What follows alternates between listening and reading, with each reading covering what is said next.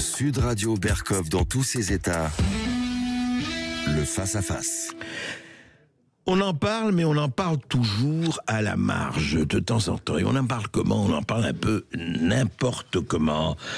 Vous savez, on parle des Black Blocs, des insurrections, des insurrectionnels. On entend, vous savez, des mots comme ça qui arrivent et puis on voit des images de violence ou d'insurrection, enfin d'insurrection en tout cas de groupe. Alors on entend les Taz, les ZAD, Notre-Dame-des-Landes, on entend les Black Blocs, on entend beaucoup plus, là on les a entendus, les Gilets jaunes. Et puis on entend ultra-gauche, les conseillistes, les violents, les anarchistes, mais quels anarchistes. On fait beaucoup de confusion dans des mouvements qui existent depuis des décennies, ou en tout cas dans des appétits, dans des inclinations, et c'est très intéressant parce que, au fond, dans une société qui a tendance à s'asseoir, qui a tendance à se conformer, qui a tendance, soi-disant, à s'opposer, mais en fait se retrouver dans les mêmes moules, il y a toujours des gens qui sortent du moule, peut-être qui y rentrent après, et qui décident de s'attaquer au vieux monde, de changer tout, que ce soit de détruire le capitalisme, ou de détruire le bureaucratisme, ou autre.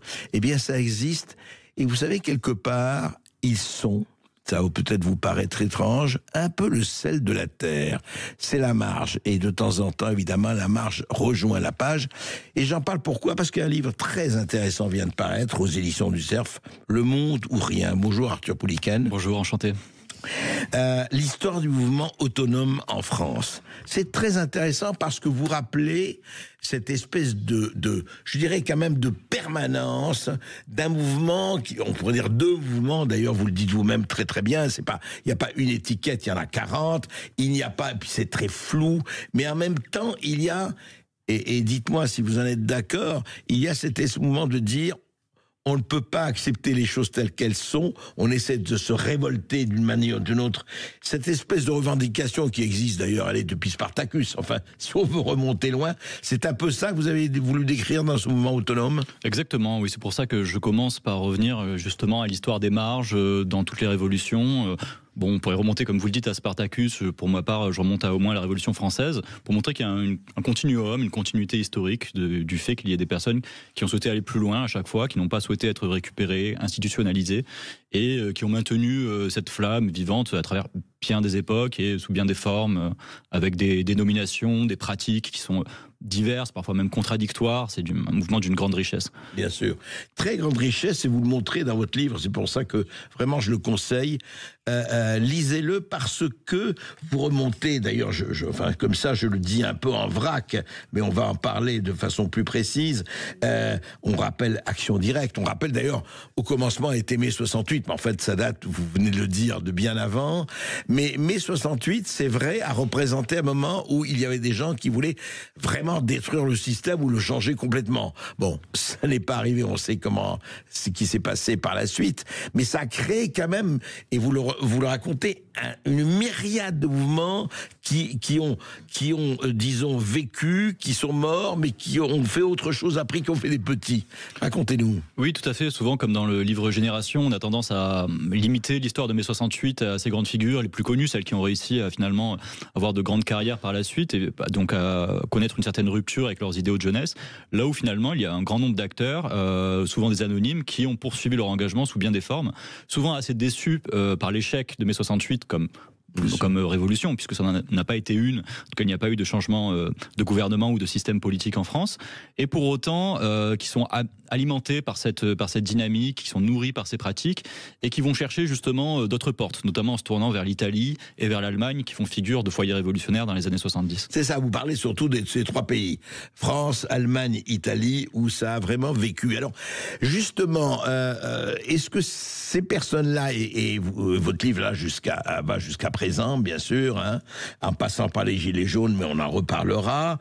Mais au fond, s'il y a des dénominateurs communs, je ne dis pas un seul dénominateur commun, ce serait trop réducteur. C'est quoi?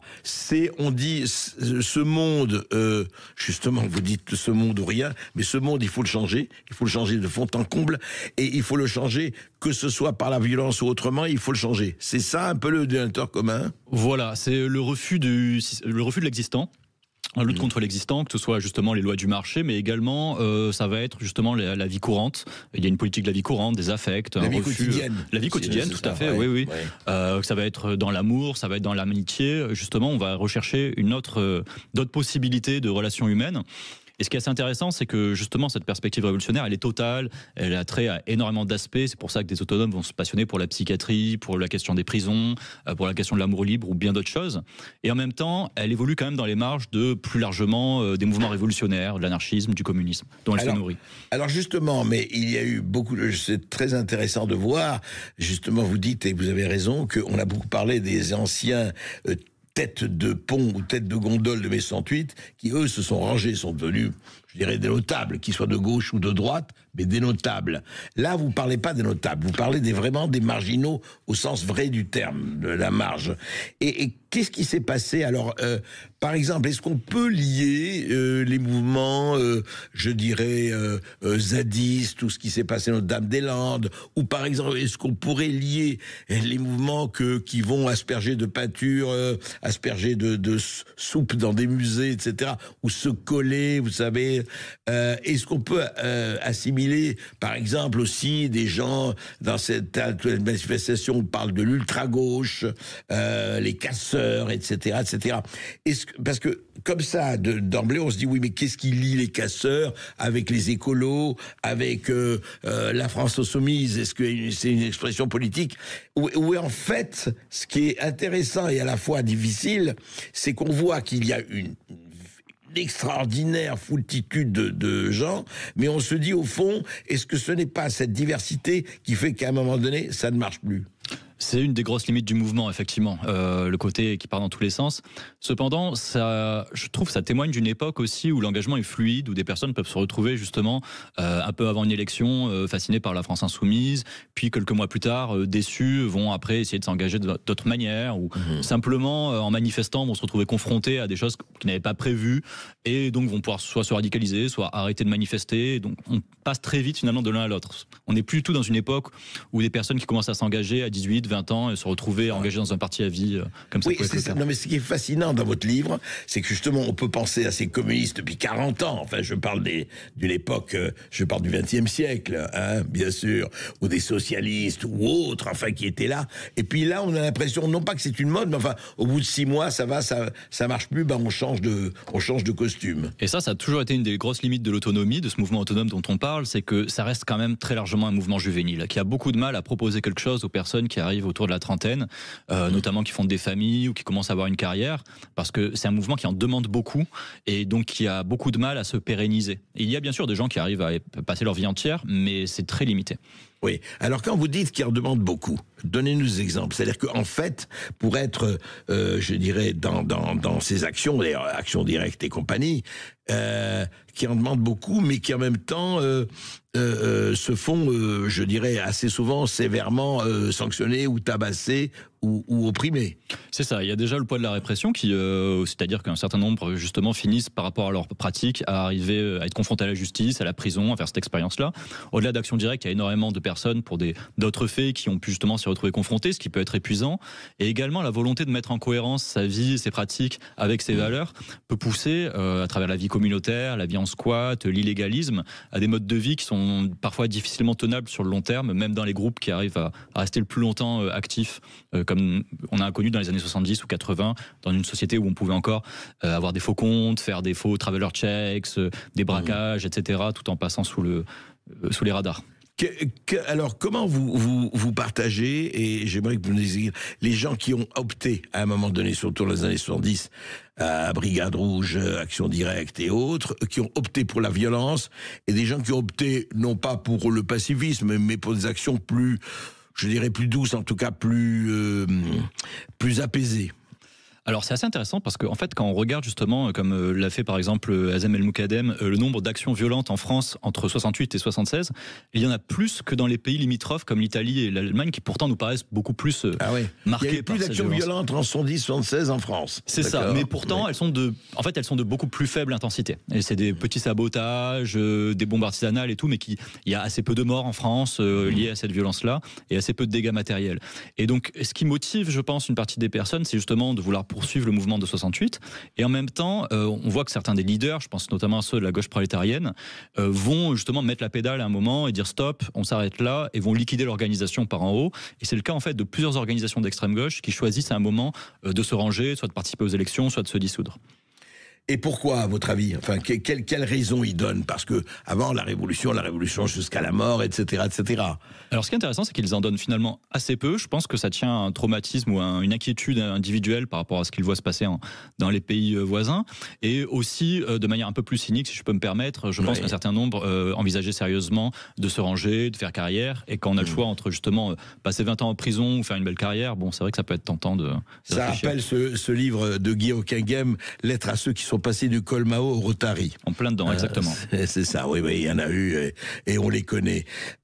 Justement, Arthur Pouliken, parce que ce qui est intéressant, vous racontez juste un certain nombre, et on va en parler, on va prendre le temps, et on va parler de ces groupes parce qu'ils ont joué un rôle extrêmement important. Et à mon avis, ils ont fait peur à un moment donné. Il y avait les gens qui disaient, oulala, qu'est-ce que ça va venir? Rappelez-vous, on disait, la France va entrer en guerre. Enfin, il y avait vraiment une espèce de... Et ils ont en même temps, on va parler aussi, c'est intéressant, parce que, est-ce que les Antifa et Black Bloc d'aujourd'hui, pour ne parler que d'eux, est-ce que ce sont les héritiers ou pas du tout de ces de la gauche prolétarienne d'il y a 40 ans et plus? Est-ce que c'est très différent? On va en parler juste après cette petite pause. Que sont ces mouvements? On va essayer de faire l'inventaire, non pas de tous, ça nous prendrait des heures, mais quand même, qui sont ceux font ces mouvements? On va en parler avec vous, Arthur Pouliken. Mais d'abord, André, le gagnant. Je vous laisse l'annoncer. Lisez son nom. Oui. C'est Sylvie de Hoche. Bravo. Eh bien, écoutez, Sylvie de Hoche, je suis très heureux de vous annoncer que vous avez gagné le bracelet personnalisé de la collection Lettres de Le Vent à la Française.com. Exactement, Bravo. Et le vent, c'est la poésie. Et pour participer... Sud Radio, Berkov dans tous ses états. Et qui d'entre nous n'a pas voulu, à un moment donné, non pas refaire le monde, c'était Camus qui disait il faut refaire le monde, non pas refaire le monde, mais qui ne le défasse pas. Il avait baissé les ambitions, mais des gens qui veulent vraiment refaire le monde. Alors on dit oui, rêveur ou casseur, etc. Non, c'est beaucoup plus compliqué que ça. Et lisez le livre d'Arthur Pouliken, Le Monde Rien, l'histoire du mouvement autonome en France, parce qu'il dit bien qu'il y avait au-delà de tout une espèce d'espoir. Alors on peut dauber, mais enfin écoutez, je me demande s'il faut préférer les combattants de l'espoir à la tranquillité des taupes. C'est une question, chacun y répondra. Mais je voudrais, Arthur Pouliken, justement, qu'on entre un peu dans ces mouvements et dans ces périodes, puisque nous avons un peu 50 à 60 ans d'histoire que vous racontez dans votre livre. Et je dirais que quand il s'agissait de la tentation de la lutte armée, en France, en Allemagne, en Italie, c'était vraiment, et ces actions terroristes, c'était pour se dire, on va mimer, est-ce qu'il y avait le fantasme de la guerre d'Espagne, ou du maoïsme en Chine, ou le Vietnam, etc. On va mimer à notre mesure ces guerres et faire... et ils savaient, ou ils pensaient que vraiment ils pouvaient renverser quelque chose. Alors c'est assez intéressant quand on regarde justement dans la situation française, à part la Ligue communiste qui justement est un peu dans une optique tiers-mondiste, se réfère au Vietnam et tout, la principale organisation qui nous intéresse peut-être, c'est-à-dire la gauche prolétarienne, qui je rappelle est une organisation maoïste, son imaginaire, il n'est pas tant en Chine qu'en France, et il se revendique de la résistance française, de l'idée qu'il y a un nouveau fascisme. De 45, 44, oui. Ouais, tout à fait. Oui. Des francs-tireurs et partisans, et comme ça. Ouais. Et d'ailleurs, sa branche armée s'appelle la Nouvelle Résistance Populaire, il y a l'idée qu'on va relancer la résistance. Et que la France est occupée pour eux, c'est ça. Par le capitalisme, oui. Voilà, que déposer les armes en 45 a été une trahison, et qu'il faut relancer ce processus-là. Ce qui est un peu le cas également en Italie à cette même époque. D'accord. Et alors donc, et ça a duré jusqu'à quand, ça, cette tendance résistance et aux prolétariennes. Enfin, ils croyaient au prolétariat à l'époque. Oui, et pour le coup, ils avaient réussi effectivement à avoir des groupes importants dans la main-d'œuvre immigrée, à Renault-Flin, à Bilancourt, à Citroën. Et ça a été assez bref finalement. C'est entre 68 et 73 qu'on a vraiment une période active qui s'effondre après très rapidement. Et ensuite, alors qu'est-ce qui arrive ensuite ? Ensuite arrive donc la liquidation de ces organisations par leurs dirigeants qui, comme on disait, ont voulu tout arrêter à un moment. Et une partie des militants de base se sentent lésés, se sentent orphelins et décident de poursuivre en faisant un bilan critique de ce qu'ils ont fait jusque-là, en disant vraiment ils utilisent le terme de gauchisme, ils disent on rompt avec ce gauchisme-là. Et maintenant on va aller vers une forme d'autonomie des luttes, mais également une autonomie de notre classe. On va s'organiser sans passer par les partis, par les syndicats. Ah oui, hors parti, hors syndicat. Tout à fait, avec une critique très vive des partis et des syndicats. Alors ce sont qui sont ces gens-là? Quand je veux dire, quels mouvements apparaissent à ce moment-là, dans les années 74-75? Alors c'est beaucoup de très jeunes qui étaient dans l'orbite, justement, qui n'ont pas connu 68 et qui arrivent après, qui étaient au collège ou au lycée en 68, qui ont vu leurs grands frères, en gros, se révolter et qui, justement, sont influencés par cette période-là. Beaucoup de jeunes des banlieues parisiennes ou des banlieues des grandes villes, de Lyon, de Toulouse, etc. Certains proches de milieux un peu délinquants, un peu blousons noirs, certains jeunes travailleurs immigrés également, quelques femmes. Et on parlait encore de blousons noirs à l'époque. On en parlait encore, ouais, tout à fait. Et c'est une esthétique qui a beaucoup marqué les premiers autonomes. Voilà, ce côté rebelle des métropoles. Et ça, alors c'était aussi bien en ville qu'à la campagne. Est-ce que le retour à la terre, comme on dit, c'est pas pétainiste là, mais un autre retour à la terre, bien sûr. Est-ce que c'était à ce moment-là que ça s'est passé? Alors ça, c'est assez fascinant parce que justement, on a l'impression aujourd'hui avec le phénomène des ZAD que c'est assez récent, mais en fait, on se souvient que dans les années 60-70, il y a eu justement ce retour à la terre avec des communautés. Le Larzac. Gardarem ou Larzac. Voilà, et également en Ardèche, dans d'autres endroits, dans la Drôme, où des militants ont choisi de mener la vie communautaire, ce qui est un peu une forme d'assumer une défaite, mais au moins de continuer à maintenir des modes de vie communs à la campagne. Et certains, justement, comme Pierre Contis, se sont retrouvés impliqués après dans l'histoire de braquage, ce qui a beaucoup fait perdre en popularité à ces communautés. Et donc il y a eu un véritable voilà. Mais oui, mais est-ce qu'il y avait déjà, parce que faut rappeler que mai 68 c'était aussi le féminisme, le début du féminisme, l'écologie, etc. Est-ce que l'écologie déjà jouait un rôle important dans ces groupes? Seulement la lutte antinucléaire, la lutte contre les nouvelles centrales nucléaires comme Creil-Malville ou d'autres a été très importante dans les mobilisations des autonomes à ce moment-là, avec des actions assez radicales, des sabotages, des tirs, etc. Et également des morts lors de manifestations comme à Creil-Malville, encore une fois. Alors, arrive, justement, on suit l'histoire, c'est intéressant, arrive 1980, la gauche au pouvoir, Mitterrand au pouvoir, et comment ont vécu ces gens qui déjà s'étaient éloignés du politique, comment ces autonomes, ces gauchistes et autres ont vécu l'arrivée de la gauche au pouvoir? Alors là, ça a été une très violente gueule de bois. Ça a été une rupture massive, c'est-à-dire que de plusieurs milliers d'autonomes dans les années 70, à partir de 81, on passe à peine quelques centaines. L'immense majorité se démobilise. Certains d'ailleurs tombent dans la cam ou dans la délinquance parce que justement ils cherchent à maintenir un mode de vie. La victoire de Mitterrand, ça a été une gueule de bois terrible. Ça a été terrible pour eux parce que justement, c'est l'aboutissement de tout un processus. Maintenant, il y a une sorte de il y a un gouvernement plutôt de social-démocrate, mais justement les luttes tendent à refluer parce qu'il y a une passivité, on se dit le gouvernement va changer les choses, en tout cas dans les syndicats et les partis. Et donc pour beaucoup d'autonomes, c'est la fin d'une histoire. De très rares autonomes soutiennent la présidence Mitterrand parce qu'ils sont déjà passés par un processus, on va dire, un peu de pacification. Et la plupart disparaissent dans la nature à ce moment-là et arrêtent de militer. D'accord.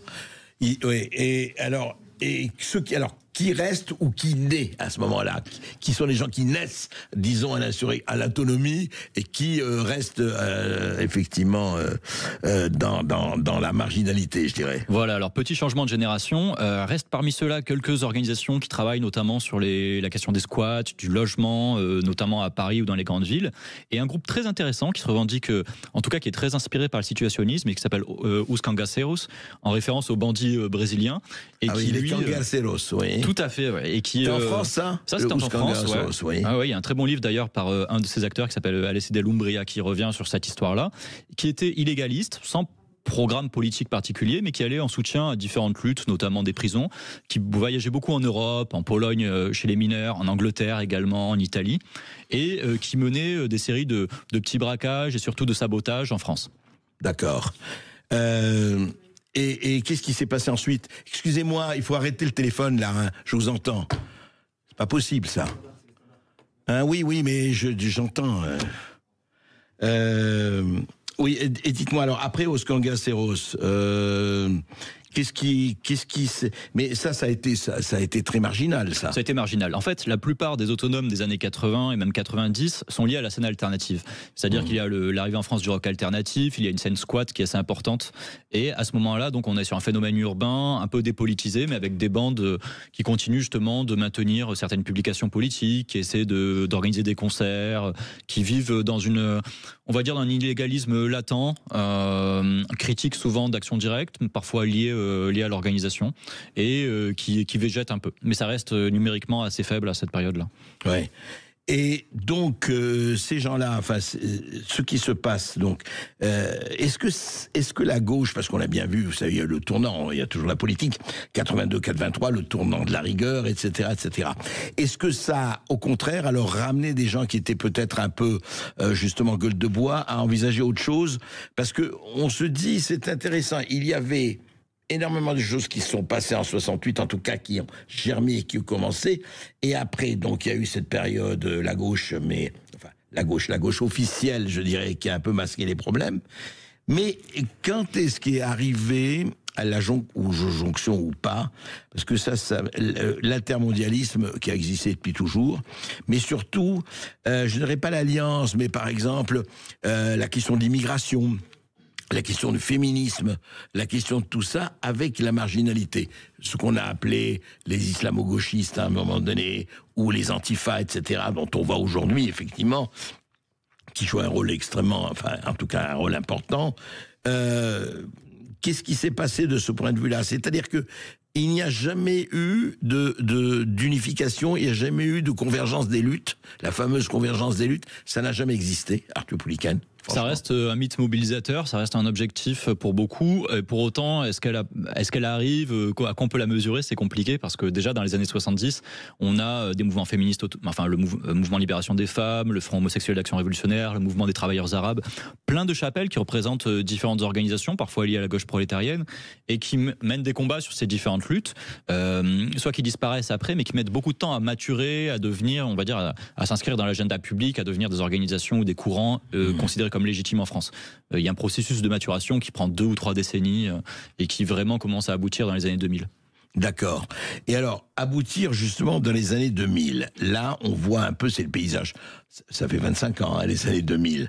Aujourd'hui, nous en sommes où aujourd'hui très exactement? On va en parler parce que on va parler justement du genre. On va parler de toutes ces nouvelles convergences qui essaient de se faire avec des partis politiques officiels qui essayent de les coiffer. Ils y arrivent ou pas, on en parle tout de suite après cette petite pause. Sud Radio, Berkov dans tous ses états. Et qu'est-ce qu'on fait quand on veut changer le monde, quand on demande de changer le monde et que rien n'a changé ou pas grand-chose, il y a la déception, il y a tout cela, mais il y a aussi beaucoup de choses. Aujourd'hui, on ne peut pas dire que le rien existe, puisque vraiment, il y a, je rappelle Notre-Dame-des-Landes, ces squats, ces gens qui prennent un certain nombre d'espace et qui en font... Et je voudrais qu'on en parle un tout petit peu, Arthur Pouliken, vous en parlez. Que sont ces zones d'autonomie temporaire?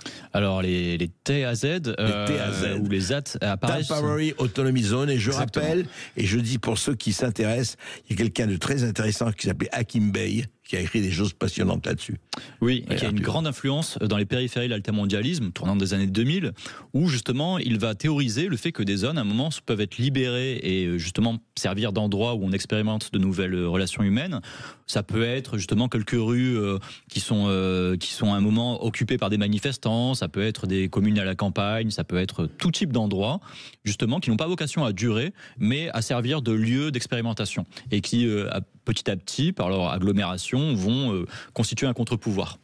Mais j'ai lu ça à l'époque, ça me paraît. Est-ce qu'il y en a encore? Est-ce que ce mouvement continue? Parce qu'effectivement, occuper un espace, essayer d'organiser au petit niveau, à niveau, c'était très intéressant. Est-ce que ça continue ou à votre connaissance, ça disparaît? Je pense que le phénomène des ZAD dans les années 2010 ont été dans la continuité directe des TAZ, cependant avec une occupation qui était un peu plus pérenne. Et aujourd'hui, on assiste un peu à leur fin, comme à celle du mouvement squat. Notre-Dame-des-Landes, on le sait, le projet d'aéroport a été finalement annulé. Mais finalement, soit les ZAD ont été légalisées, soit elles ont disparu. Il y a eu d'ailleurs des conflits importants entre occupants. Et aujourd'hui, avec les nouvelles lois, les squats sont très compliqués à ouvrir et à maintenir, en tout cas en France. Je pense notamment à la loi Gasparian. Et donc finalement, ça a beaucoup asséché ces mouvements d'occupation. D'accord. Et alors aujourd'hui, où mettez-vous ce qui se passe par exemple nous en arrivons au stade où on voit bien, par exemple, les gauchistes, la jeune garde ou l'ultra-gauche, appelons-le comme on veut. Eh bien, il y a des députés maintenant jeune garde, Raphaël Arnaud et autres, à l'Assemblée nationale, évidemment sous la bannière La France Insoumise. Est-ce qu'il y a à nouveau un ou des partis politiques qui qui récupèrent un certain nombre, l'aventure politique est en train de récupérer un certain nombre de gens. Est-ce que, en un mot, est-ce que la marge a rejoint la page en partie? Alors, c'est intéressant la question de la jeune garde également, parce que je la sortirais de la question de l'ultra-gauche. C'est une organisation qui se revendique finalement des groupes d'autodéfense socialistes des années 30, donc d'une filiation, on va dire, plus modérée, ou en tout cas liée à la gauche historique. Mais il est vrai que des organisations comme la France Insoumise ont réussi à capter le vote, voire parfois même l'engagement de nombreuses personnes qui étaient jusqu'ici dans les mouvements autonomes, et qui sont séduits en fait par un parti qui est présenté comme un repoussoir par la politique traditionnelle, et qui également va défendre des thèmes, je pense à la Palestine, à la jonction des mouvements sociaux, à la question de violences policières, de l'islamophobie, etc. Autant de mots-clés qui marchent très bien, justement, et qui permettent de se positionner politiquement. Est-ce que ça veut dire, mais c'est intéressant, en dehors de tout jugement, est-ce que la Palestine d'aujourd'hui a remplacé le Vietnam d'hier? Oui, et depuis les années 70, d'ailleurs, aux obsèques de Pierre Auvernet, on voit déjà des drapeaux palestiniens, et c'est vraiment un combat qui est absolument central depuis 50 ans. Depuis 50 ans, oui, c'est ça. 50 ans. C'est intéressant, il faut le rappeler, parce qu'on a l'impression que c'est né hier ou avant-hier. Voilà, tout ne commence pas le 7 octobre, il y a une histoire très marquante avant, effectivement. Ouais. Et justement, est-ce qu'aujourd'hui, est-ce que ce n'est pas le refuge? Parce que c'est intéressant, on parle de la Palestine, on ne parle pas des Ouïghours, on parle beaucoup moins des Afghans, on parle beaucoup moins des Kurdes, etc., etc., etc. Bon. Mais est-ce que, disons, la tentation de l'étranger de s'occuper évidemment, de la solidarité des luttes internationales, est-ce que du coup, ça fait un espèce de désert dans la revendication franco-française? On a l'impression qu'il n'y a pas grand-chose là-dessus. Ouais, c'est toujours un risque, c'est-à-dire que les luttes internationales, elles sont portées par des mouvements révolutionnaires parce qu'elles peuvent nourrir les luttes locales, la Palestine particulièrement parce qu'elle permet justement de s'opposer à son gouvernement et à ses pratiques. Là où finalement, parfois, ça peut devenir justement des causes, pas forcément la Palestine, mais d'autres, des causes qui sont humanitaires et qui permettent aussi, en allant chercher justement les damnés de la terre le plus loin possible, de moins... justement, qui servent de pis-aller ou de... On s'occupe du lointain pour pas vraiment faire quelque chose pour dans les périodes de creux, proche. Tout à fait, oui. Ouais. Et ça, on le sent très bien dans la pratique des autonomes. De certains autonomes. Oui, ça peut être le cas historiquement de se tourner vers des luttes étrangères qui permettent justement d'aller chercher un nouvel horizon révolutionnaire. Je me souviens d'une anecdote assez parlante à ce niveau-là. Dans les années 2000, une partie du mouvement autonome est très tournée vers la Grèce. Beaucoup de militants ont l'impression que la révolution va venir de Grèce ou qu'il va se passer des grandes choses. Et je me souviens de gens qui reviennent de Grèce en disant mais en fait les Grecs qu'on rencontrait dans des squats disaient c'est en France que ça se passe. Nous on est solidaires avec ce qui se passe en France, on attend que ça se passe en France. Ouais. Et donc c'est très intéressant parce que vous en parlez justement. Je voudrais citer. Attendez, oui, c'est très intéressant parce que vous racontez. Il y a une phrase, je crois que c'est d'Éric Cazan, qui dit ceci: on se demande si ce n'est pas le sort et le sort de tous les mouvements, de tous ces mouvements-là. Je vais vous en parler au début. Alors ça parle évidemment d'un temps passé, mais c'est Éric Cazan qui écrit ceci, que vous citez dans votre livre, Arthur Pouliguen. Jamais les États nés d'une révolution ne se sont laissés dépérir. Au contraire, tous ont travaillé à renforcer leur appareil et surtout ce renforcement est passé par l'élimination de l'extrême gauche, de l'aile marchande de la Révolution. Des paysans révoltés de Thomas Munzer aux ouvriers de la commune de Shanghai, des levelers de la guerre civile anglaise aux cordeliers de l'an 2, des insurgés de Kronstadt et d'Ukraine aux anarchistes et poumistes espagnols, tous ont connu une fin tragique. Est-ce que les mouvements dont vous parlez vont connaître aussi, ou ont déjà connu des fins plus ou moins tragiques ? C'est le cas, en tout cas pour le moment ils n'ont pas réussi à mener à la révolution et c'est vrai que même dans une période où on pourrait imaginer un peu plus agité en France, il y a le risque justement quand on occupe une position ultra de se retrouver marginalisé et par justement un programme maximaliste en demandant d'aller toujours plus loin, d'être contraint à la défaite. C'est une histoire des vaincus que l'on écrit quand on parle de ces mouvements-là. Et si je peux me permettre, ce que disait Paul Valéry, c'est que si le monde tient par les modérés, il vaut par les ultras et par contre ils représentent un certain suc, un certain... C'est le sel de la terre, vous voulez dire quelque part. Évidemment, trop de sel, c'est embêtant, mais... Oui, on pourrait dire ça. Et c'est assez passionnant parce que c'est en même temps, je dirais... est-ce que les gens que vous avez rencontrés, les revues, est-ce que quand même le fait de dire, parce qu'il y a aussi ça qui est là, c'est qu'on a vu que les révolutions messianiques, on voulait le paradis et puis qu'on est l'enfer, enfin Pol Pot, enfin Mao Tse-tung, les centaines ou les dizaines de millions de morts, les espoirs effectivement qui étaient formidables dans certains cas, transformés en bureaucratie terrible, le communisme de départ, enfin qui était une perspective messianique, qui se voulait messianique, mais qui était au départ, qui pouvait être intéressante, se transforme en goulag, etc., etc. Est-ce que aujourd'hui, est-ce que les personnes que vous avez rencontrées, ou ceux qu'ils écrivent, est-ce qu'ils se disent, oui, écoutez, c'est pas une raison pour désespérer, c'est pas une raison pour continuer le combat, autrement bien sûr, ou est-ce que les leçons du totalitarisme de gauche comme de droite, ou d'extrême droite, nazisme, bolchevisme et autres, n'ont pas du tout joué ? Je pense que la plupart des gens qui se politisent, en plus au cours des dernières décennies, sont nés après les nouveaux philosophes, après ces critiques-là du totalitarisme, donc le prennent avec une pincée de sel, ou en tout cas ont déjà intégré ces leçons, et en plus de ça se revendiquent d'une histoire qui est celle justement de marches qui ont toujours lutté contre ces tendances à la centralisation, à la bureaucratisation, donc quelque part se sentent assez peu concernés par ces critiques. Ils sont antitotalitaires, c'est ça vous voulez dire ? Oui, critique du terme totalitaire lui-même, mais en tout cas ils ne se revendiquent certainement pas pour les autonomes de Staline ou de Mao, en tout cas pour la plupart, oui. Et ils ont quel âge en fait ? L'âge moyen, si on peut dire, à chaque fois génération par génération. Alors oui, dans les années 70, il était très jeune, il a peut-être un peu augmenté dans les années 90-2000, et aujourd'hui il est encore très jeune, entre 18 et 25 ans, j'ai envie de dire. Très difficile effectivement de donner une sociologie du mouvement, mais on est quand même sur des personnes qui en général sont en rupture d'études ou jeunes travailleurs. Ouais. Alors on va en parler, et puis après cette petite pause, on va parler justement d'aujourd'hui, de cette modernité, à l'heure des réseaux sociaux et de l'intelligence artificielle. Est-ce que l'autonomie peut encore prospérer ? On en parle tout de suite avec Arthur Pouliken. À tout à l'heure, 0826 300 300, évidemment, si vous avez envie d'intervenir. Sud Radio, Berkov dans tous ses états. Arthur Pouliken, Le Monde ou Rien. Histoire du mouvement autonome en France, qui vient de paraître aux éditions du CERF. Justement, Arthur Pouliken, il faut savoir, aujourd'hui, là, vous en parlez assez peu, mais vous avez rencontré énormément de gens, que ce soit de la génération des années 70 ou d'aujourd'hui. Il se fait... Quel rôle joue, parce que quand même ça avec 15-20 ans, là ça devient une banalité de base, les réseaux sociaux, Internet, les plateformes, les TikTok, les podcasts et compagnie. Quel rôle il joue aujourd'hui ? Est-ce qu'il joue un rôle en tout cas de répercussion, de caisse de résonance dans ce qui existe encore ou plus jamais des mouvements autonomes ou marginaux ?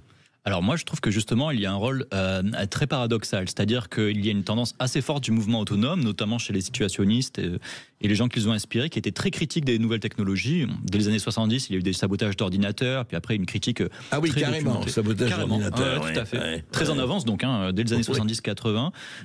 Puis après une critique justement on va dire, de la domination de l'homme par la technologie, de l'aliénation informatique ou cybernétique.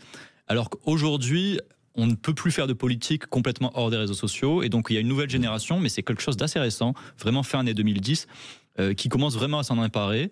Oui, depuis 10-15 ans, quoi, vous direz. Voilà, oui, moi je dirais que le tournant s'opère autour du mouvement contre la loi travail de 2016, où par exemple Facebook devient un lieu d'organisation très important, notamment à travers les groupes.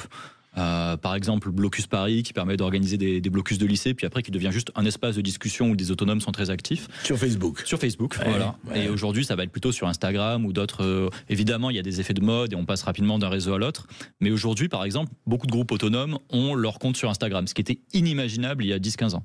Ah oui. Tout à fait. Intéressant ça. Et X, Twitter, joue un rôle Alors Twitter, oui, je pense que c'est là où les autonomes restent quand même dans la sphère très large de la gauche. Il y a eu des débats, certains en sont partis, d'autres y sont encore. Mais c'est un espace qui est un peu moins investi, j'ai l'impression. Et pourquoi Instagram ? Parce que c'est un réseau qui, même si c'est lié à la méta, qui permet encore de diffuser du contenu politique, on va dire, c'est un peu un média froid, enfin qui permet justement d'en envoyer comme ça, sans forcément avoir de retour. C'est pas propice à l'échange, à la discussion, mais ça reste un média très consulté et qui permet donc d'appeler à des événements, de diffuser des informations assez rapidement.